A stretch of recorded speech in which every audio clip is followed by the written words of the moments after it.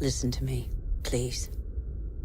You're like me, a Homo sapiens, a wise human. Life, a miracle in the universe, appeared around 4 billion years ago, and we humans, only 200,000 years ago. Yet we have succeeded in disrupting the balance that is so essential to life. Listen carefully to this extraordinary story, which is yours, and decide what you want to do with it.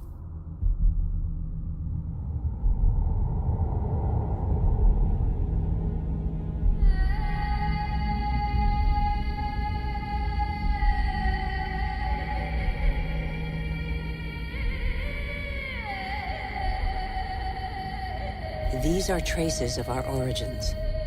At the beginning, our planet was no more than a chaos of fire.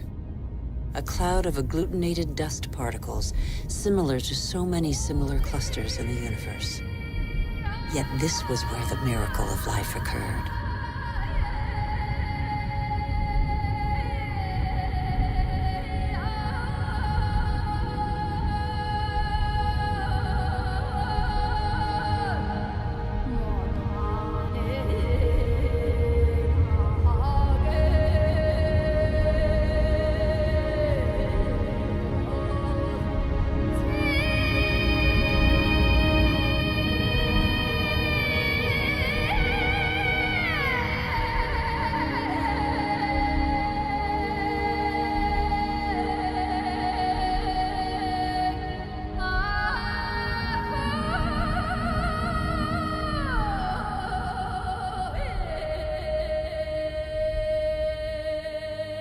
Today, life, our life, is just a link in a chain of innumerable living beings that have succeeded one another on Earth over nearly 4 billion years.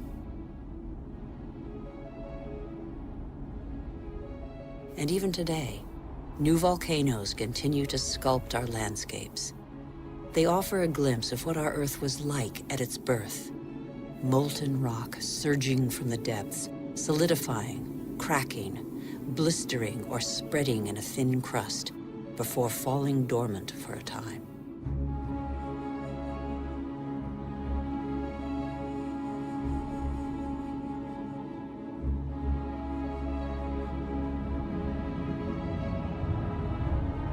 These wreaths of smoke curling from the bowels of the Earth bear witness to the Earth's original atmosphere, an atmosphere devoid of oxygen. A dense atmosphere, thick with water vapor, full of carbon dioxide. A furnace.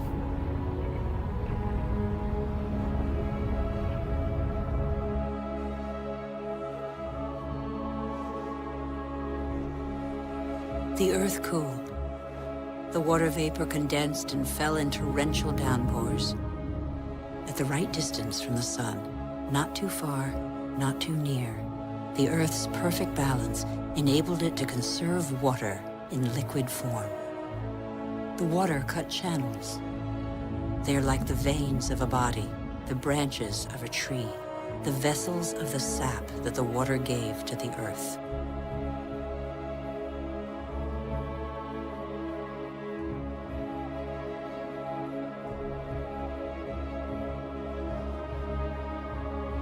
The rivers tore minerals from the rocks and gradually added them to the fresh water of the oceans. And the oceans became heavy with salt.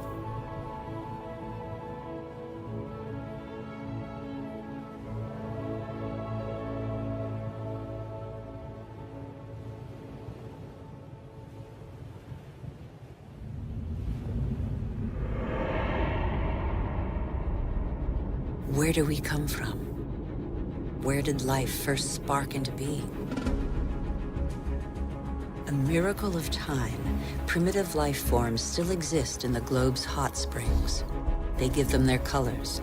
They're called archaeobacteria.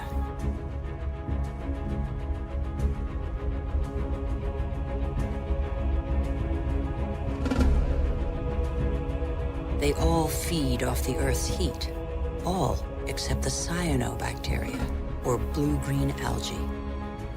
They alone have the capacity to turn to the sun to capture its energy. They are a vital ancestor of all yesterday's and today's plant species. These tiny bacteria and their billions of descendants changed the destiny of our planet. They transformed its atmosphere.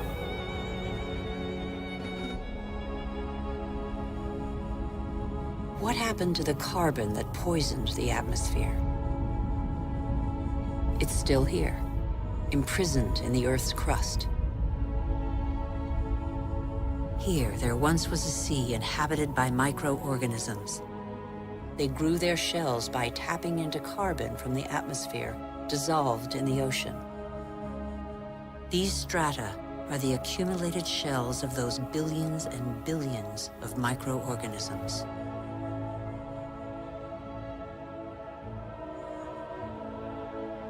Thanks to them, the carbon drained from the atmosphere and other life forms could develop. It is life that altered the atmosphere. Plant life fed off the sun's energy, which enabled it to break apart the water molecule and take the oxygen. And oxygen filled the air. The Earth's water cycle is a process of constant renewal. Waterfalls, water vapor, clouds, rain, springs, rivers, seas, oceans, glaciers. The cycle is never broken. There's always the same quantity of water on Earth. All the successive species on Earth have drunk the same water. The astonishing matter that is water, one of the most unstable of all. It takes a liquid form as running water, gaseous as vapor, or solid as ice. In Siberia, the frozen surfaces of the lakes in winter contain the traces of the forces that water deploys when it freezes. Lighter than water, the ice floats. It forms a protective mantle against the cold, under which life can go on.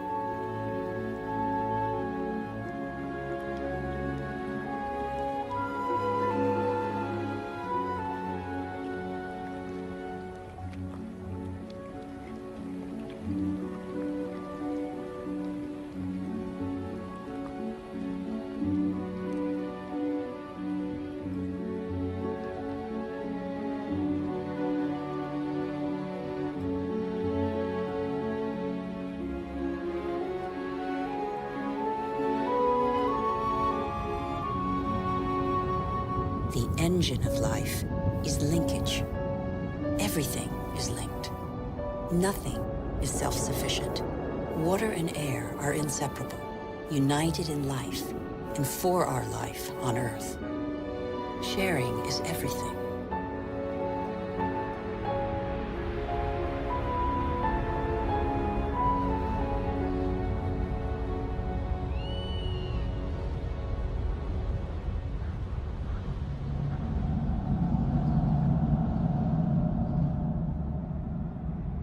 The green expanse peeking through the clouds is the source of oxygen in the air. 70% of this gas, without which our lungs cannot function, comes from the algae that tint the surface of the oceans. Our Earth relies on a balance in which every being has a role to play and exists only through the existence of another being. A subtle, fragile harmony that is easily shattered.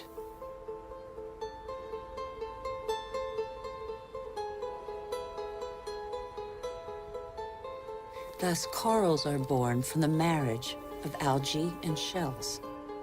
Coral reefs cover less than 1% of the ocean floor, but they provide a habitat for thousands of species of fish, mollusks, and algae.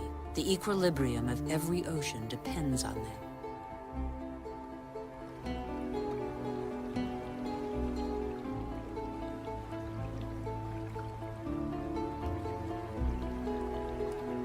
The Earth counts time in billions of years. It took more than 4 billion years for it to make trees. In the chain of species, trees are a pinnacle, a perfect living sculpture. Trees defy gravity. They are the only natural element in perpetual movement toward the sky. They grow unhurriedly toward the sun that nourishes their foliage.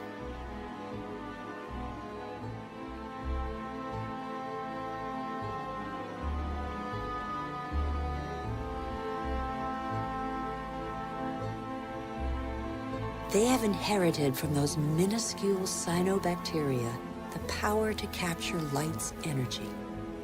They store it and feed off it, turning it into wood and leaves, which then decompose into a mixture of water, mineral, vegetable, and living matter. And so, gradually, soils are formed.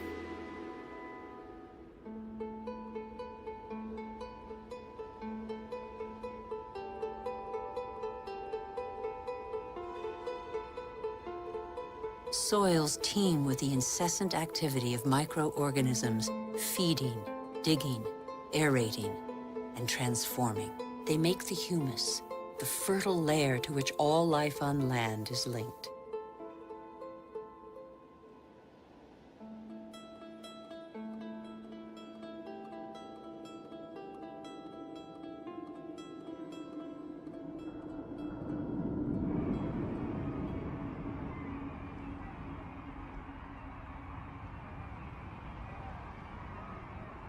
What do we know about life on Earth? How many species are we aware of? 1/10 of them? 100th, perhaps? What do we know about the bonds that link them?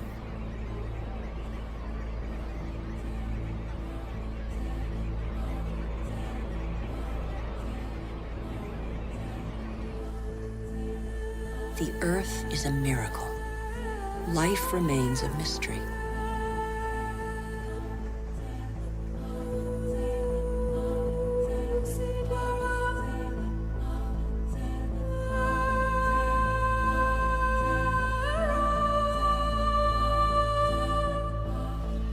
Families of animals form, united by customs and rituals that are handed down through the generations.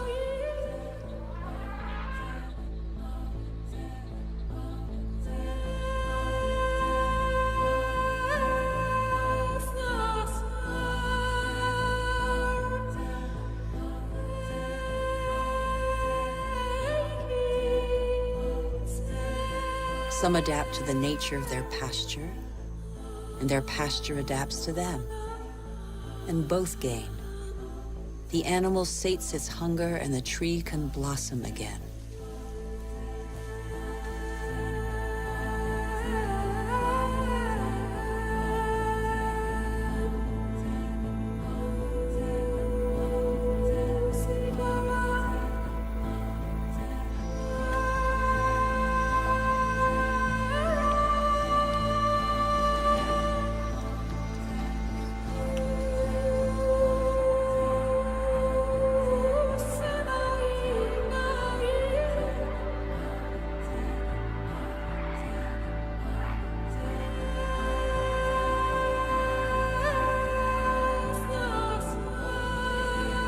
In the great adventure of life on Earth, every species has a role to play. Every species has its place.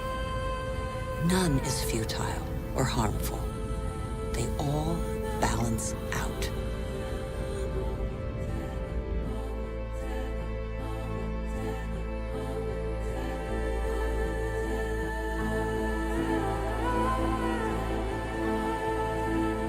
And that's where you, Homo sapiens, wise human, enter the story. You benefit from a fabulous 4 billion-year-old legacy bequeathed by the Earth.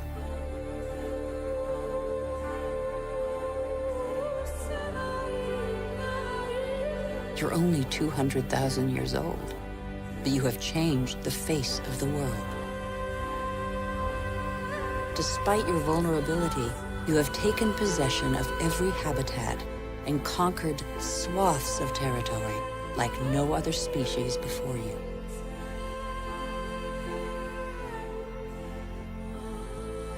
After 180,000 nomadic years, and thanks to a more clement climate, humans settled down. They no longer depended on hunting for survival. They chose to live in wet environments that abounded in fish, game, and wild plants, there where land, water, and life combine.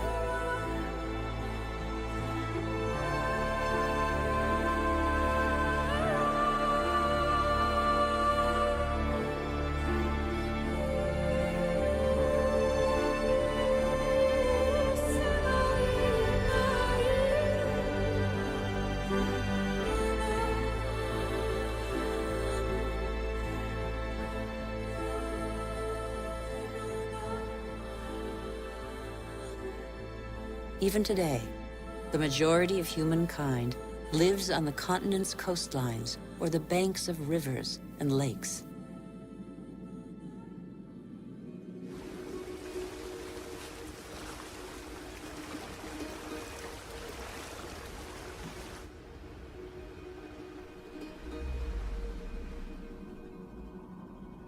Across the planet, 1 person in 4 lives as humankind did 6,000 years ago.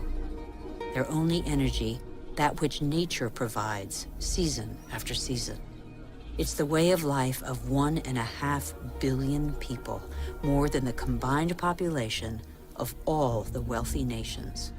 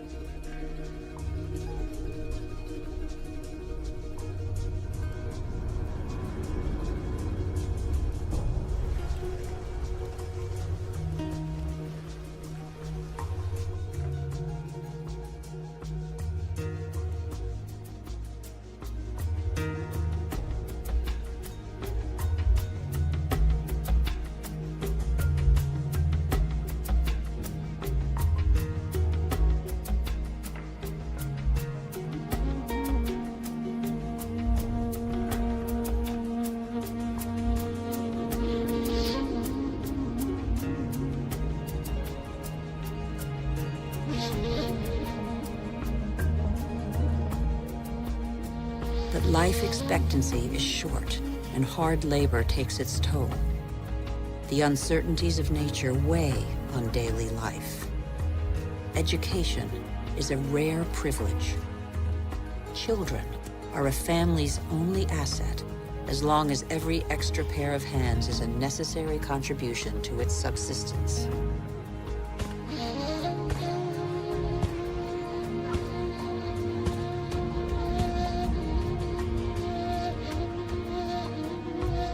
Humanity's genius is to have always had a sense of its weakness.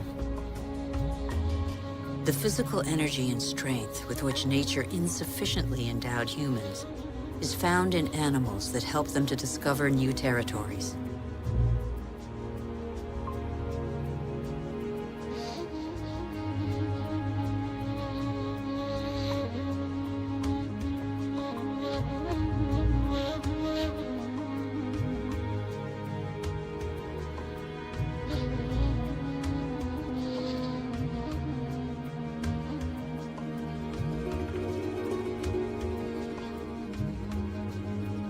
But how can you conquer the world on an empty stomach?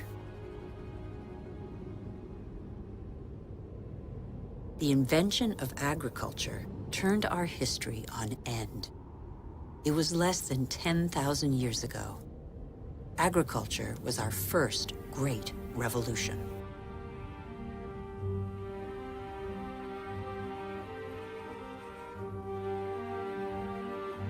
It resulted in the first surpluses and gave birth to cities and civilizations.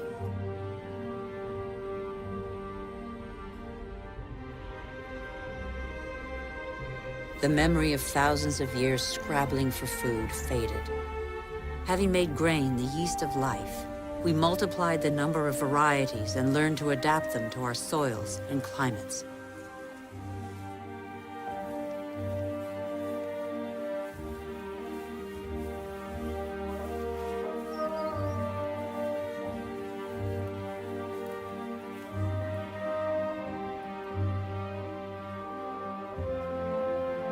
We're like every species on Earth. Our principal daily concern is to feed ourselves. When the soil is less than generous and the water becomes scarce, we are able to deploy prodigious efforts to extract from the land enough to live on.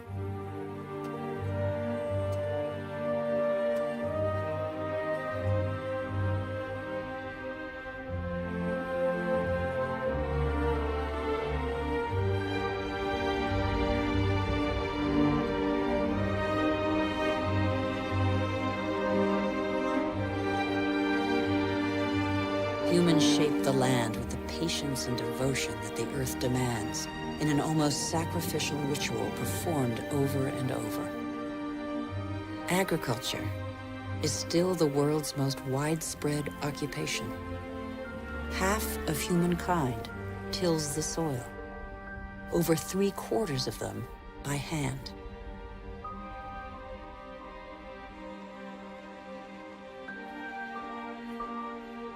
Agriculture is like a tradition handed down from generation to generation in sweat, graft, and toil, because for humanity, it is a prerequisite of survival.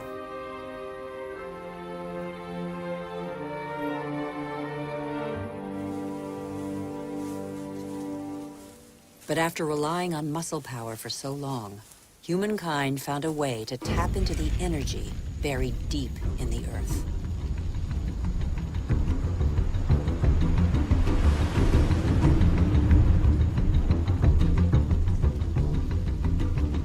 These flames are also from plants, a pocket of sunlight, pure energy, the energy of the sun, captured over millions of years by millions of plants more than 100 million years ago. It's coal, it's gas, and above all, it's oil.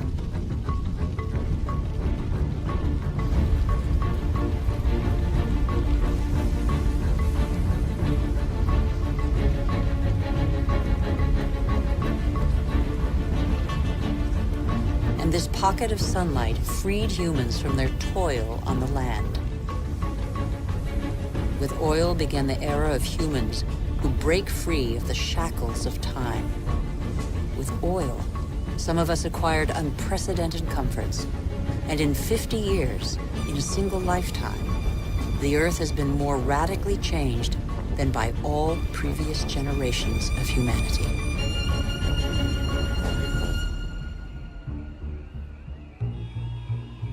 Faster and faster. In the last 60 years, the Earth's population has almost tripled, and over 2 billion people have moved to the cities. Faster and faster. Shenzhen in China, with its hundreds of skyscrapers and millions of inhabitants, was just a small fishing village barely 40 years ago. Faster and faster. In Shanghai, 3,000 towers and skyscrapers have been built in 20 years. Hundreds more are under construction. Today, over half of the world's 7 billion inhabitants live in cities.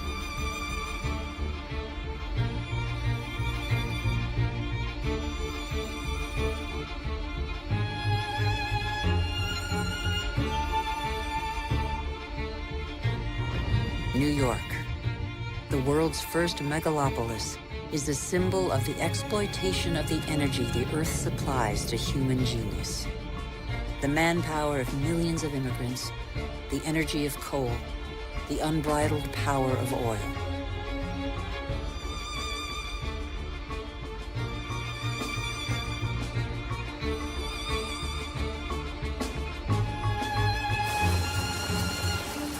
America was the first to harness the phenomenal, revolutionary power of black gold.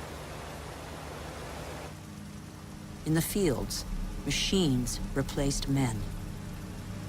a liter of oil generates as much energy as 100 pairs of hands in 24 hours. In the United States, only 3 million farmers are left. They produce enough grain to feed 2 billion people. But most of that grain is not used to feed people. Here, and in all other industrialized nations, it's transformed into livestock feed, or biofuels.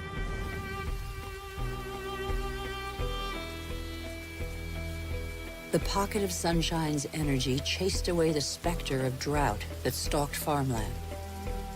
No spring escapes the demands of agriculture, which accounts for 70% of humanity's water consumption. In nature, everything is linked. The expansion of cultivated land and single-crop farming encouraged the development of parasites. Pesticides, another gift of the petrochemical revolution, exterminated them. Bad harvests and famine became a distant memory. The biggest headache now was what to do with the surpluses engendered by modern agriculture. But toxic pesticides seeped into the air, soil, plants, animals, rivers, and oceans. They penetrated the heart of cells similar to the mother cell that is shared by all forms of life. Are they harmful to the humans that they released from hunger? These farmers, in their yellow protective suits, probably have a good idea.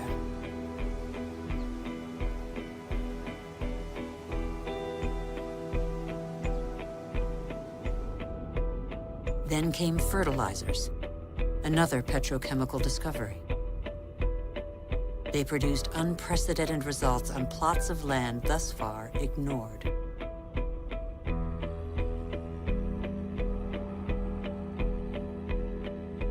Crops adapted to soils and climates gave way to the most productive varieties and the easiest to transport. And so, in the last century, 3/4 of the varieties developed by farmers over thousands of years have been wiped out.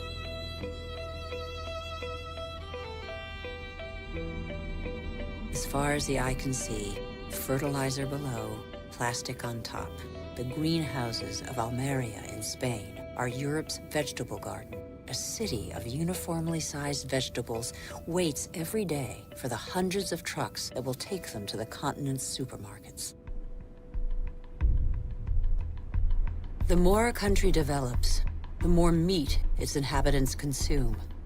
How can growing worldwide demand be satisfied without recourse to concentration camp-style cattle farms? Faster and faster. Like the life cycle of livestock, which may never see a meadow, manufacturing meat faster than the animal has become a daily routine. In these vast food lots trampled by millions of cattle, not a blade of grass grows. A fleet of trucks from every corner of the country brings in tons of grain, soy meal, and protein-rich granules that will become tons of meat.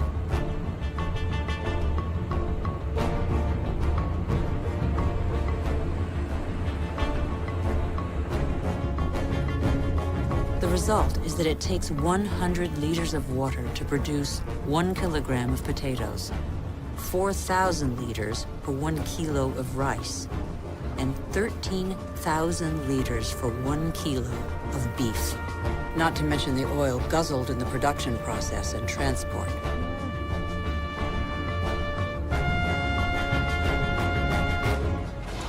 Our agriculture has become oil-powered. It feeds twice as many humans on Earth, but has replaced diversity with standardization. It has offered many of us comforts we could only dream of, but it makes our way of life totally dependent on oil. This is the new measure of time. Our world's clock now beats to the rhythm of these indefatigable machines tapping into the pocket of sunlight. The whole planet is attentive to these metronomes of our hopes and illusions. The same hopes and illusions that proliferate along with our needs, increasingly insatiable desires and profligacy. We know that the end of cheap oil is imminent, but we refuse to believe it. For many of us, the American dream is embodied by a legendary name, Los Angeles. In this city that stretches over 100 kilometers, the number of cars is almost equal to the number of inhabitants. Here, energy puts on a fantastic show every night.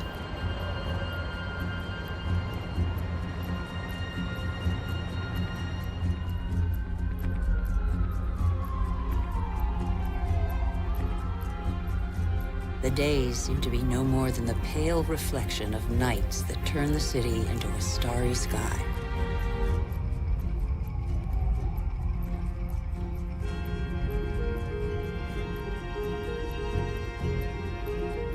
Faster and faster. Distances are no longer counted in miles, but in minutes.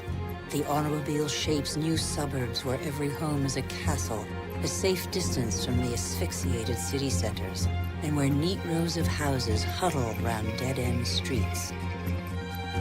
The model of a lucky few countries has become a universal dream preached by televisions all over the world. Even here in Beijing, it is cloned, copied, and reproduced in these formatted houses that have wiped pagodas off the map.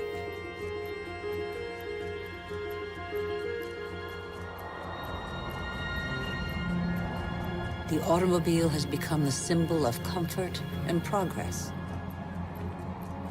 If this model were followed by every society, the planet wouldn't have 900 million vehicles as it does today, but 5 billion. Faster and faster. The more the world develops, the greater its thirst for energy. Everywhere, machines dig, bore, and rip from the earth the pieces of stars buried in its depths since its creation. Minerals.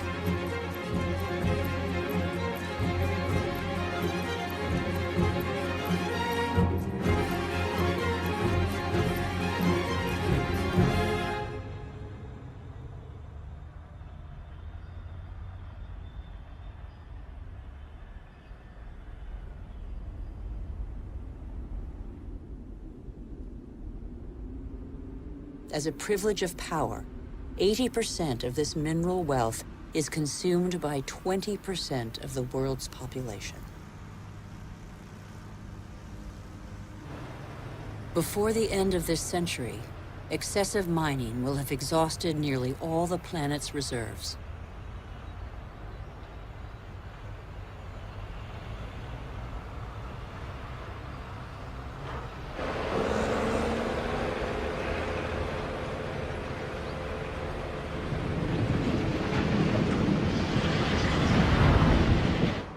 Faster and faster. Shipyards churn out oil tankers, container ships, and gas tankers to cater for the demands of globalized industrial production. Most consumer goods travel thousands of kilometers from the country of production to the country of consumption. Since 1950, the volume of international trade has increased 20 times over.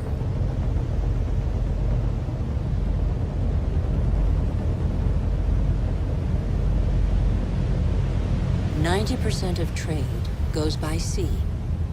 500 million containers are transported every year, headed for the world's major hubs of consumption, such as Dubai. Dubai is a sort of culmination of the Western model, a country where the impossible becomes possible, building artificial islands in the sea, for example.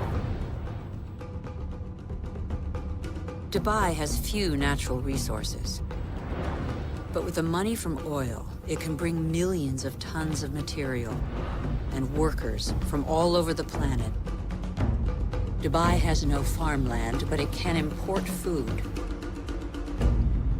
Dubai has no water, but it can afford to expend immense amounts of energy to desalinate seawater and build the highest skyscrapers in the world.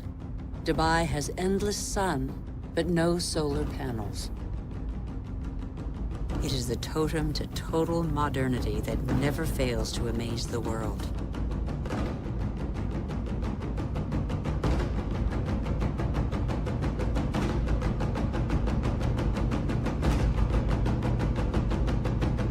Dubai is like the new beacon for all the world's money.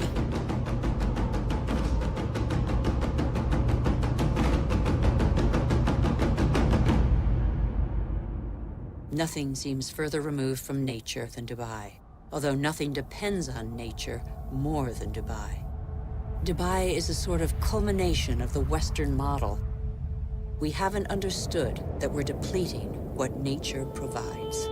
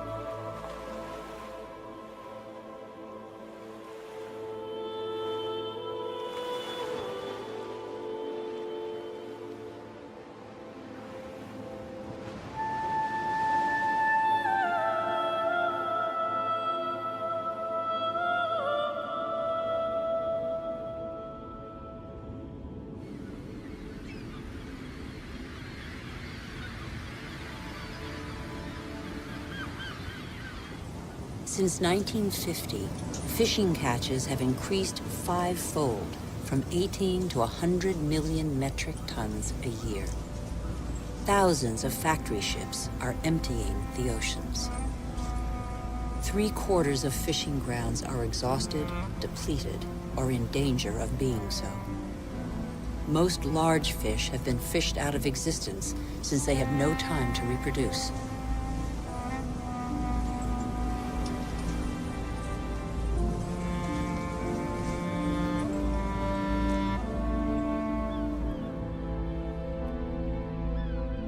We are destroying the cycle of a life that was given to us.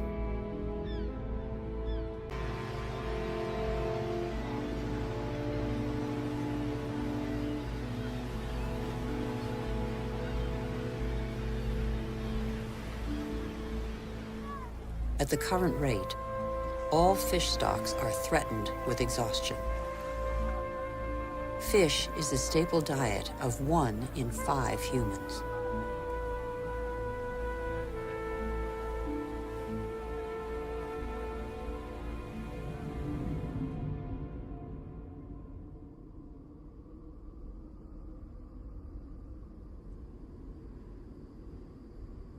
We have forgotten that resources are scarce.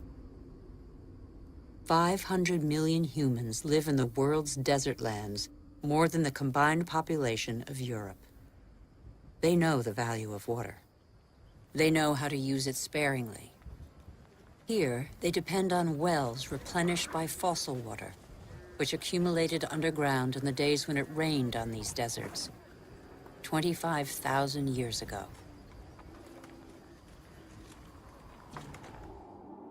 Fossil water also enables crops to be grown in the desert to provide food for local populations. The field's circular shape derives from the pipes that irrigate them around a central pivot. But there is a heavy price to pay. Fossil water is a non-renewable resource.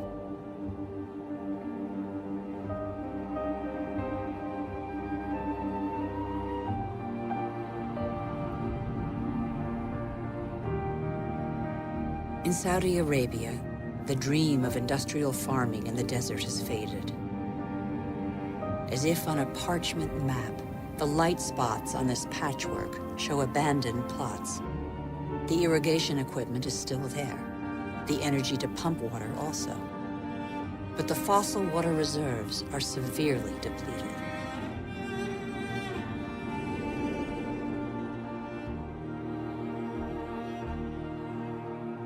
Israel turned the desert into arable land.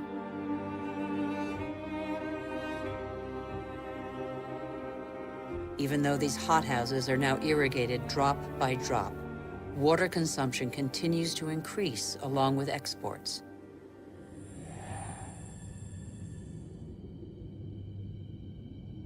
the once mighty River Jordan is now just a trickle.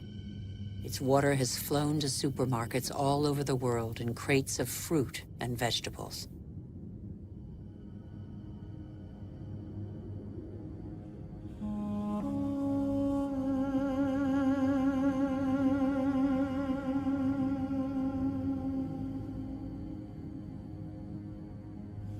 The Jordan's fate is not unique. Across the planet, one major river in 10 no longer flows into the sea for several months of the year.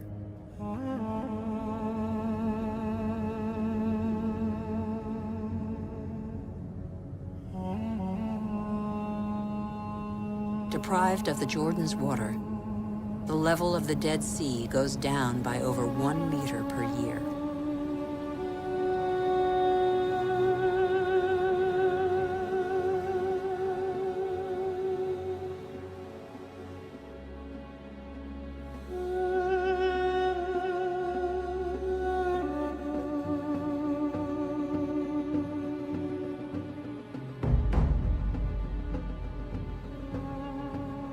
India risks being the country that suffers most from the lack of water in the coming century. Massive irrigation has fed the growing population, and in the last 50 years, 21 million wells have been dug.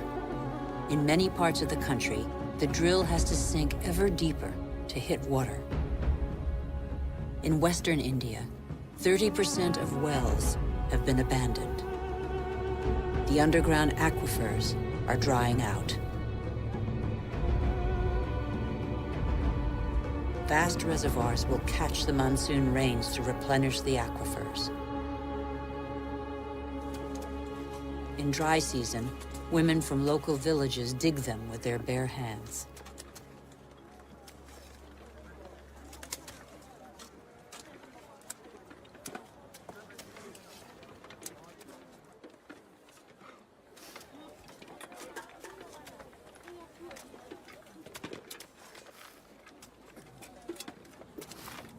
Thousands of kilometers away, 800 to 1,000 liters of water are consumed per person per day. Las Vegas was built out of the desert. Millions of people live there. Thousands more arrive every month. The inhabitants of Las Vegas are among the biggest consumers of water in the world.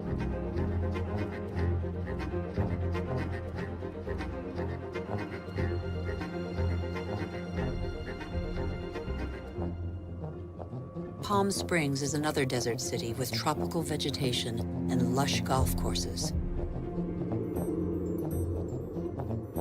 How long can this mirage continue to prosper?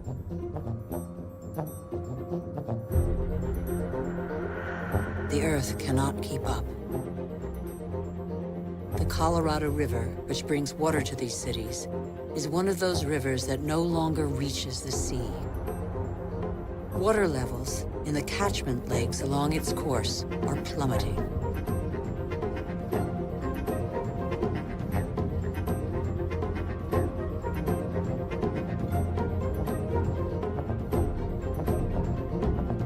Water shortages could affect nearly 2 billion people before 2025.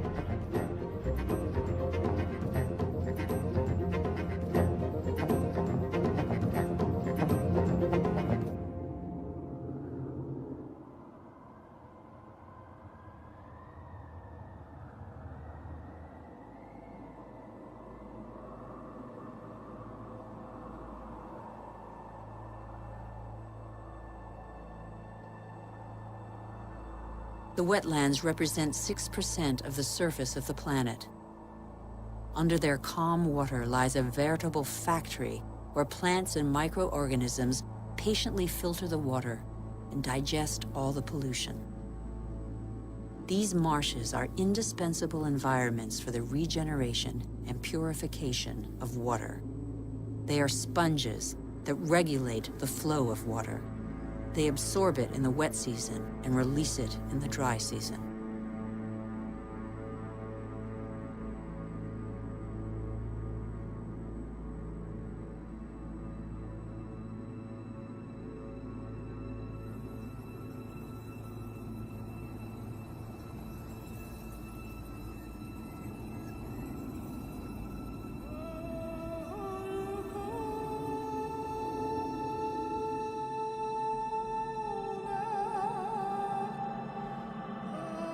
In our race to conquer more land, we have reclaimed them as pasture for our livestock, or as land for agriculture or building. In the last century, half of the world's marshes were drained. We know neither their richness nor their role.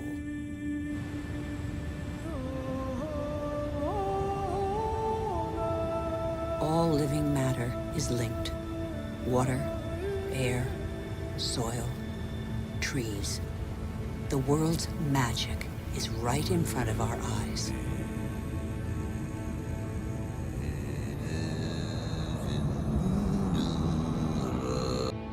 Trees breathe groundwater into the atmosphere as light mist. They form a canopy that alleviates the impact of heavy rains. The forests provide the humidity that is necessary for life.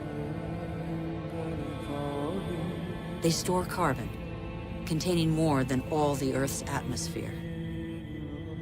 They are the cornerstone of the climactic balance on which we all depend.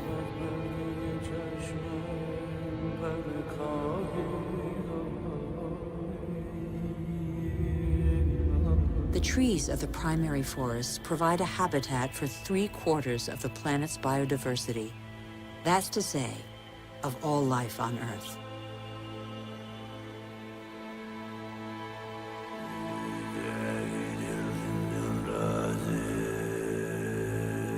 These forests provide the remedies that cure us. The substances secreted by these plants can be recognized by our bodies.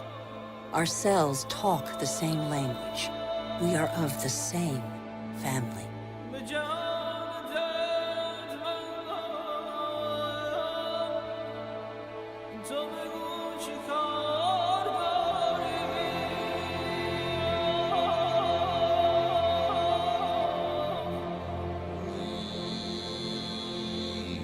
But in barely 40 years, the world's largest rainforest, the Amazon, has been reduced by 20%.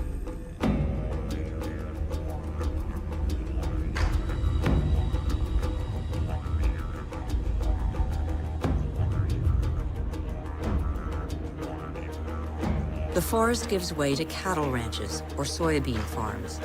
95% of these soybeans are used to feed livestock and poultry in Europe and Asia. And so, a forest is turned into meat.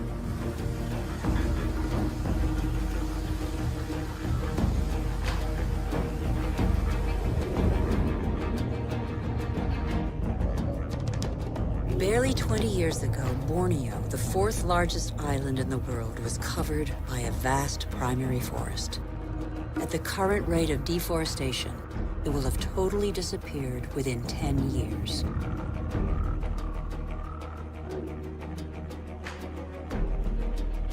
Living matter bonds water, air, earth, and the sun. In Borneo, this bond has been broken in what was one of the Earth's greatest reservoirs of biodiversity.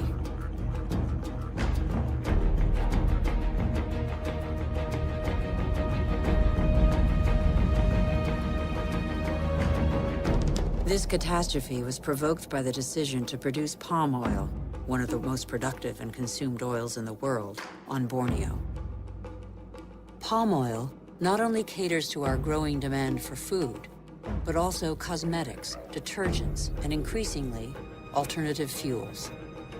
The forest diversity was replaced by a single species, the oil palm. For local people, it provides employment. It is an agricultural industry.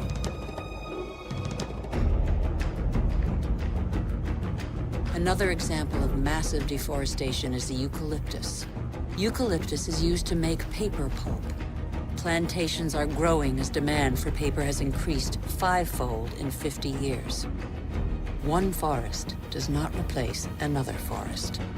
At the foot of these eucalyptus trees, nothing grows because their leaves form a bed that is toxic for most other plants. They grow quickly, but exhaust water reserves. Soybeans, palm oil, eucalyptus trees. Deforestation destroys the essential to produce the superfluous. But elsewhere, deforestation is a last resort to survive.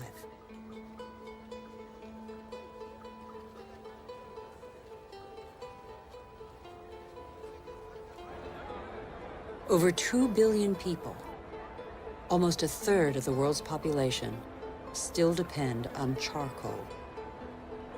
In Haiti, one of the world's poorest countries, charcoal is one of the population's main consumables. Once the pearl of the Caribbean, Haiti can no longer feed its population without foreign aid.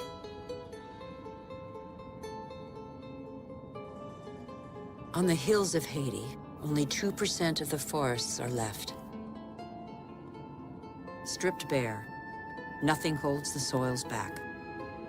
The rainwater washes them down the hillsides as far as the sea. What's left is increasingly unsuitable for agriculture.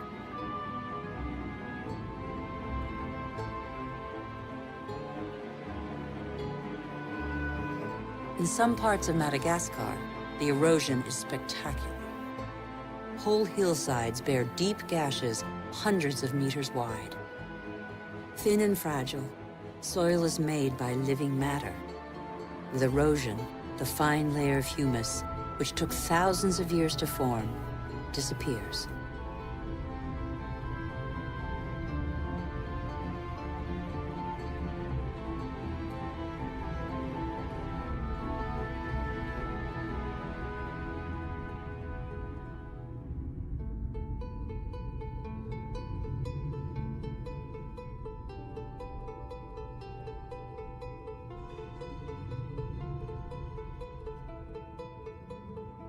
Here's one theory of the story of the Rapa Nui, the inhabitants of Easter Island, that could perhaps give us pause for thought.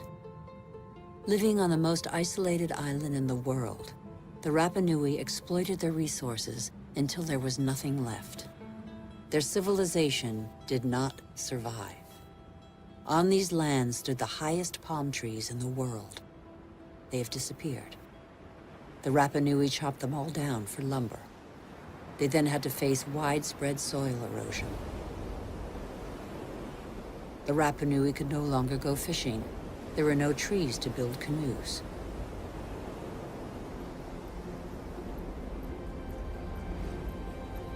And yet the Rapa Nui formed one of the most brilliant civilizations in the Pacific. Innovative farmers, sculptors, exceptional navigators. They were caught in the vice of overpopulation and dwindling resources.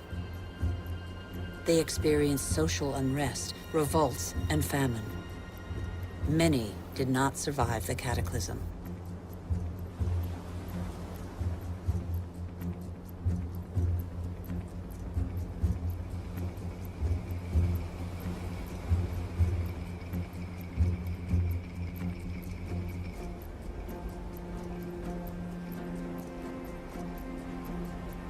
The real mystery of Easter Island is not how its strange statues got there.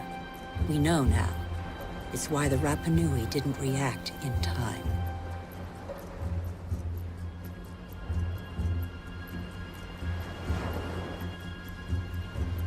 It's only one of a number of theories, but it has particular relevance to us today.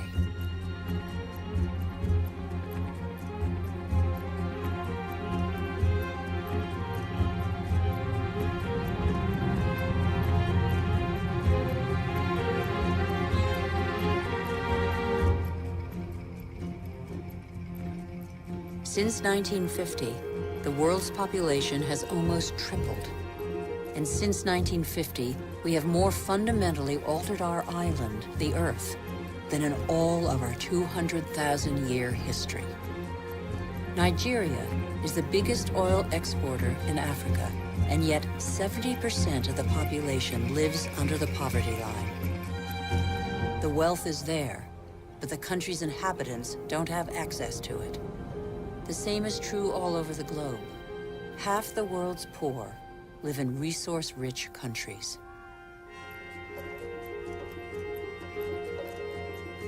Our mode of development has not fulfilled its promises. In 50 years, the gap between rich and poor has grown wider than ever. Today, half the world's wealth is in the hands of the richest 2% of the population.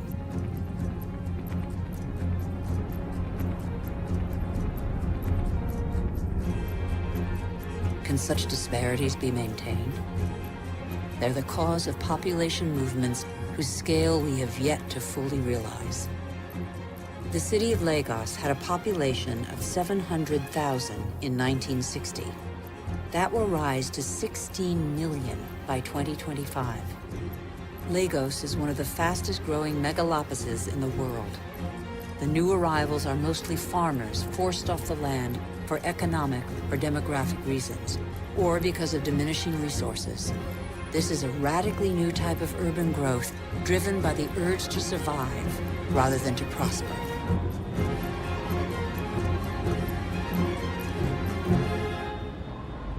Every week, over 1 million people swell the populations of the world's cities.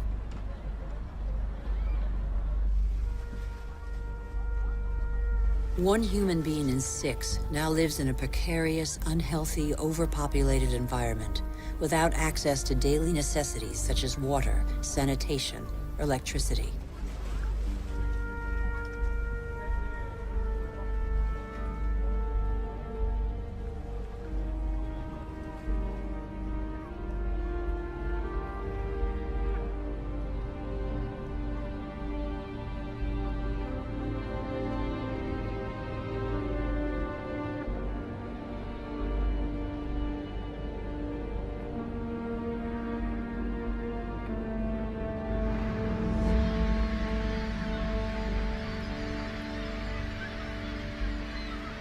Hunger is spreading once more. It affects nearly 1 billion people.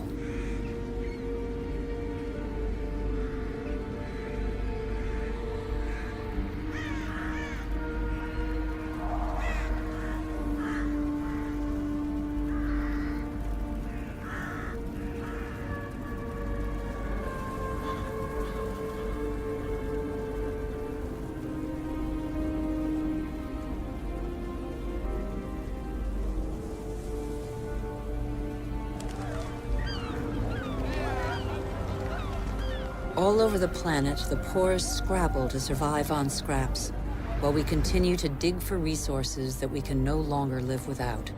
We look farther and farther afield, in previously unspoilt territory, and in regions that are increasingly difficult to exploit.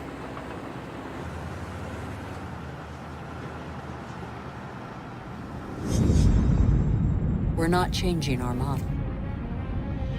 Oil might run out. We can still extract oil from the tar sands of Canada. The biggest trucks in the world move thousands of tons of sand. The process of heating and separating bitumen from the sand requires millions of cubic meters of water. Colossal amounts of energy are needed. The pollution is catastrophic. The most urgent priority, apparently, is to pick every pocket of sunlight.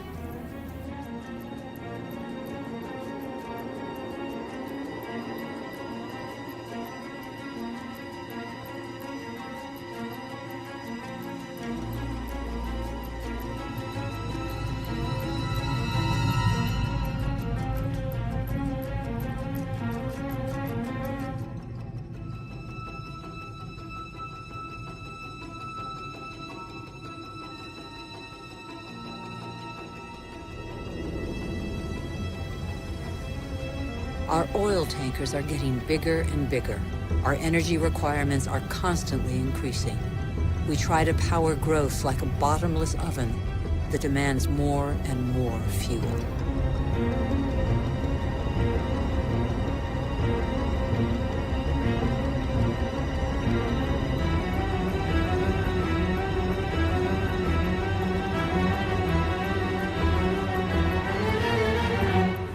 It's all about carbon. In a few decades, the carbon that made our atmosphere a furnace and that nature captured over millions of years, allowing life to develop, will have largely been pumped back out. The atmosphere is heating up. It would have been inconceivable for a boat to be here just a few years ago. Transport, industry, deforestation, Agriculture. Our activities release gigantic quantities of carbon dioxide. Without realizing it, molecule by molecule, we have upset the Earth's climatic balance. All eyes are on the poles, where the effects of global warming are most visible. It's happening fast, very fast. The Northwest Passage that connects America, Europe, and Asia via the pole is opening up. The Arctic ice cap is melting. Under the effect of global warming, the ice cap has lost 40% of its thickness in 40 years. Its surface area in the summer shrinks year by year. It could disappear in the summer months by 2030. Some say 2015.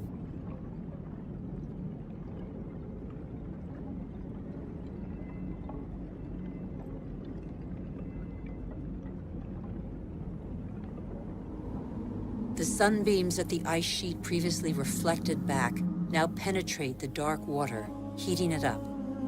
The warming process gathers pace.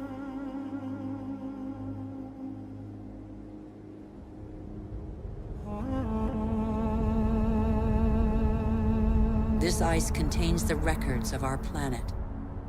The concentration of carbon dioxide hasn't been so high for several 100,000 years. Humanity has never lived in an atmosphere like this.